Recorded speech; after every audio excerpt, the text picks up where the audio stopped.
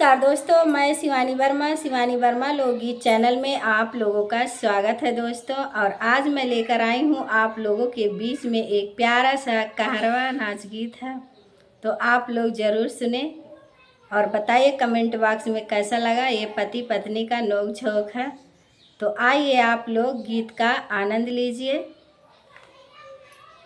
ऊंची अटरिया पिया हमका बुलाव चली अउतिउना हो चली अउतिउना, हमारी प्राणों से प्यारी चली अउतिउना, हमारी प्राणों से प्यारी चली अउतिउना।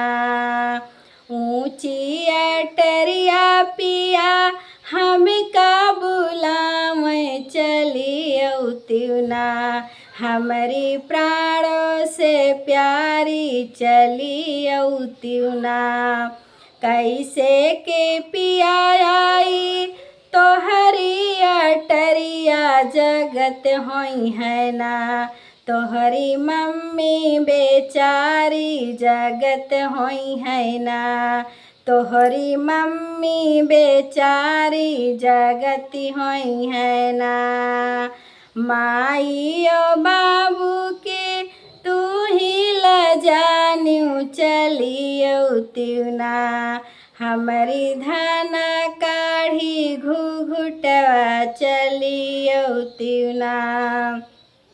माई बाबू के लजान्यू चली अउतिउना, धन काढ़ी घुघुटवा चली अउतिउना।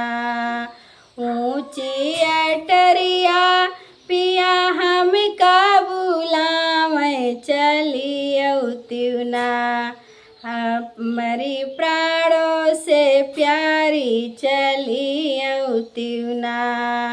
कैसे के आई पिया तोहरी अटरिया जगत होई है ना, तोहरी भाभी बेचारी जगत होई है ना, तोहरी भाभी बेचारी जगत होई है ना।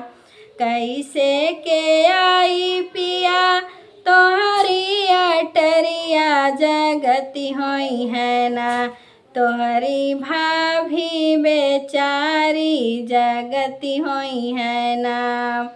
काहे के धनिया भैया भाभी लजान्यू चली अउतिउना, हमारी प्राणों से प्यारी चली अउतिउना, हमारी प्राणों से प्यारी चली अउतिउना। काहे के धना भैया भाभी से लजान्यू धना काढ़ी घुघुटवा चली अउतिउना, धना काढ़ी घुघुटवा चली अउतिउना।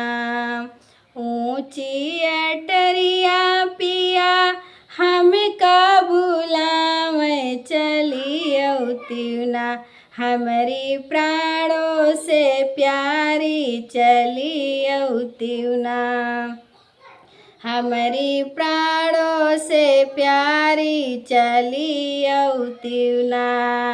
कैसे के आई पिया तोहरी अटरिया जगत बाटे ना, तोहरा छोटका हो भैया जगत होई है ना, हमरा लहुरा देवरवा जगत होई है ना।